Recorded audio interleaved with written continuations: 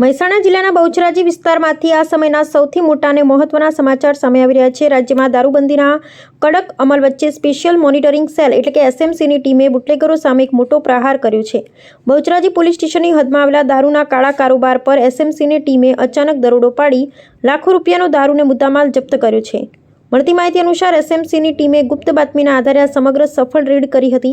આ કાર્યવાહી દરમિયાન પોલીસે વિદેશી દારૂ અને બિયરની કુલ 2375 બોટલો કબજે કરી છે, જેની અંદાજિત કિંમત 7,45,000 રૂપિયાથી પણ વધુ થાય છે। દારૂના જથ્થા ઉપરાંત પોલીસે ઘટના સ્થળેથી એક 4 પૈડાવાળું વાહન, 2 મોબાઈલ ફોન મળી કુલ રૂપિયા 22,55,501 રૂપિયાનો મુદ્દામાલ પોતાના કબજે લીધો છે।